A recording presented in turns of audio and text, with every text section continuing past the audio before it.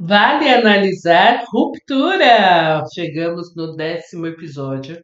Eu recomendo fortemente que, se você não assistiu o primeiro episódio, a parte um desse vídeo, que você vá assistir.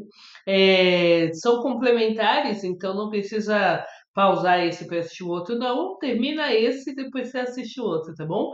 Porque a gente vai complementando a construção que foi feito nesse episódio. Psicanaliticamente falando, você sabe que é esse viés que a gente faz a análise aqui dos vídeos e séries.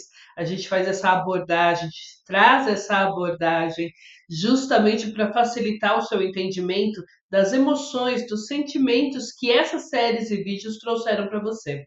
É muito interessante porque o cinema, as artes no geral, elas trazem esse subjetivo, que é justamente a parte que a gente não vê.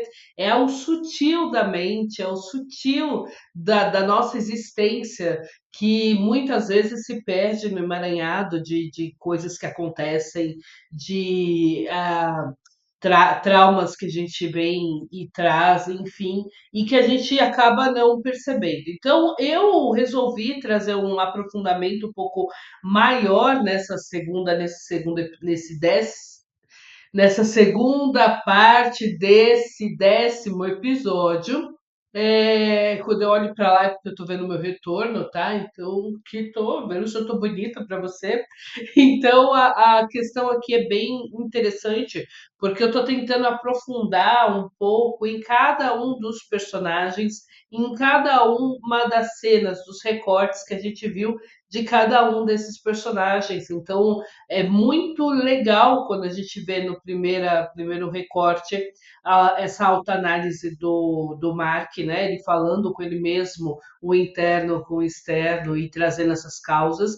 E aí a gente vai justamente agora abordar, voltando só um pouquinho. Então a gente viu aqui a questão da Ellen, também da Helena e desse conflito entre a Helena e a Ellen, quais possíveis razões fizeram com que a Helena decidisse optar pela ruptura, uma vez que ela é a própria detentora do saber do que é a ruptura, do qual o objetivo há por trás da ruptura, enquanto os outros personagens entraram ali meio que iludidos, olha, trabalhem enquanto eles dormem, basicamente é isso, porque ele não vê o trabalho em si, né? Ele não sente o trabalho em si, ele simplesmente entra num universo ali desconhecido, fica ali umas 8 horas, um horário, um período comercial, vai embora como se nada tivesse acontecido e segue a vida, e segue o baile. Diferente da Helena, que já sabia qual era o objetivo. Então, quando o interno do Mark, do Dylan, do Irving acordam lá embaixo, eles descobrem que, na verdade, não é bem assim, né? O mundo do trabalho, ele é maçante, é cansativo, mas ele não precisa ser explorador quanto é na Lumen. Ele não precisa ser doentio quanto é na Lumen, porque por trás da ciência que a Lumen está desenvolvendo ali, há também toda uma ideologia, uma criação de uma ideologia, de uma necessidade de. Eu achei interessante, fazer um parênteses aqui, que eles apontam o dedo justamente para quando esse dedo deveria estar voltado para eles. Então, por exemplo, na Luma, a gente tem ali a Cobel, quando ela vai pegar, quando tem um grande, né, no episódio 3, no episódio 7, 7 ou 8, que é o episódio da Cobel, e aí ela chega lá na casa onde ela foi criada, onde a mãe dela morreu, onde a irmã dela está, e ela tira dali o que ela tinha escondido, que o projeto da Luma é dela. E a irmã dela confronta, mas por que você nunca disse? E ela diz, porque a Luma me disse que seria vaidade se eu quisesse a glória, os louros dessa descoberta, desse projeto. Você vê, então a Luma aponta o dedo falando que é vaidade, em outro momento também, com a Cobel também, um dos temperamentos também foi apontado para ela, quando ela tem aquele embate com a Helena lá em cima, lá fora, que a Helena convida ela para voltar e ela fala, não, só se cumprirem os meus requisitos e o Miltic for demitido e isso acontecer, ela começa a criar requisitos e a Helena vira para ela e fala assim, eu estou vendo um pouco de orgulho. E aí quando você olha com uma lupa, quando você pega uma lupa para olhar, enfim, a Luma e como são os preceitos dela diferentes, os valores dela diferentes de como ela age internamente, que é bem como acontece com muitas empresas por aí, que no quadro de visão e missão tá lá, né? Somos uma empresa sustentável, autossustentável, que preza pela diversidade. E aí, quando você vê o retrato da empresa, só tem gente branca, só tem gente hétero, só tem gente normativa, né? Aquela que está dentro da norma.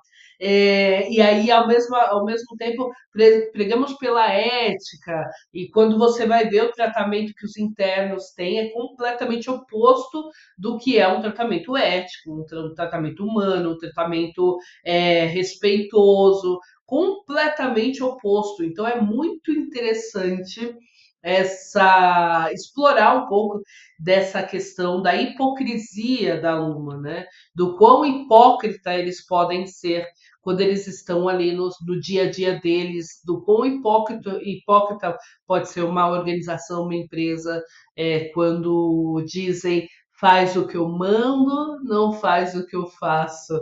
Esse ditado nunca fez tanto sentido, né? Faz o que eu mando, não faz o que eu faço. É bem por aí também.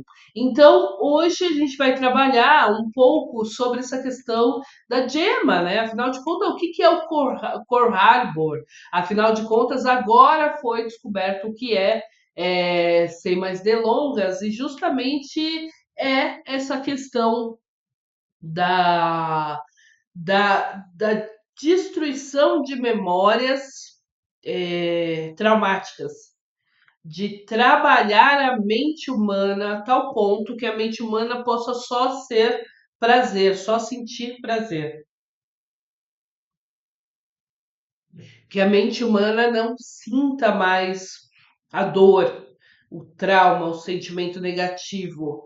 Então, eles colocaram 25 situações, né? Então, eles falam que a Cobel explicou que cada arquivo ali que os refinadores estavam, né, refinando ali naquele setor, eram sentimentos, eram traumas que uma pessoa pode sofrer, pode passar, e que eles ali estavam efetivamente refinando, né, esses sentimentos para que eles não fossem tão experienciados pela pessoa humana ali. E uau, é interessante porque eles colocam a Gemma, você percebe a primeira fala que eu trouxe aqui para você é efetiva, porque eles colocam a Gemma para vivenciar a experiência, o Core Harbor, efetivamente a experiência mais traumática para ela, que foi perder o bebê dela, né? Então ela tentou engravidar várias vezes. Não ficou muito claro se ela teve muitos abortos, mas a princípio sim. E ela não conseguia engravidar. E eles compravam, nas primeiras gestações, eles compraram o bercinho, montaram o bercinho, e aí ela teve que desmontar o bercinho ouvindo a música que eles ouviam na casa dela para ver se tinha completado realmente o refinamento, ver se o refinamento tinha chegado no ponto em que eles almejavam, justamente neste momento em que a gente percebe que sim, houve o refinamento, deu certo, e sim, né, efetivamente houve essa transformação, e é bem interessante porque a gente vê que há esse entorpecimento, essa necessidade de entorpecimento na sociedade muito grande, seja nesses vícios, com pornografia, com cigarros, com drogas, seja. E aí você entorpece, né? Porque você vai fazendo com excesso de trabalho. Então você trabalha ali 23 horas por dia e dorme 1 hora, que é justamente para você esquecer os seus problemas. Eu lembrei agora que eu tive uma cliente na época da pandemia que ela chegou para mim falando justamente isso, que a vida dela era muito agitada e ela não conseguia dar tempo para o casamento dela. E quando começou a pandemia, o lockdown, ela se viu obrigada a ver a esposa dela, né? A ficar ali na casa dela. E aí ela começou a criar outros toques. Então, ela substituiu o excesso de trabalho que era na rua. Então, eu estou fazendo isso, estou fazendo aquilo, estou na rua o tempo inteiro, com excesso de trabalho em casa. Então, o tempo inteiro ela não tinha tempo de novo para a esposa dela, não tinha tempo de conversar com a companheira dela, justamente porque ela estava o tempo inteiro arrumando a casa. E veja, de novo, é uma fuga, né? Uma tentativa de fuga, uma tentativa de entorpecimento da sua dor, do seu sentimento. No final das contas, ela volta para mim. Esse ano a gente começou uma sessão de terapia e aí agora a gente percebe que o que ela queria era se separar e ela não sabia como. Ela já não se sentia mais apaixonada, não se sentia mais convivendo para uma relação duradoura e não sabia como. Que coisa quando a gente percebe os mecanismos que o nosso cérebro traz, os mecanismos que o nosso cérebro usa justamente para nos distanciar do que a gente sente, justamente para nos afastar da dor que está ali iminente, da dor que está ali gritando na gente.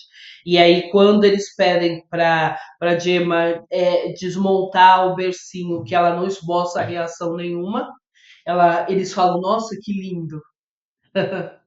Né? Eles simplesmente. E aí você percebe que eles começam do final. Eles começam. No final, eles começam do começo. Quem é você? Eles perguntam para ela, né? Quem é você? E aí, em seguida, quando ela não consegue responder, eles dão a ordem, dão o comando, vá desmontar o berço e colocam a mesma música. E ela não esboça emoção, não esboça sentimento, não esboça memória, lembrança daquilo que passou e que foi dolorido.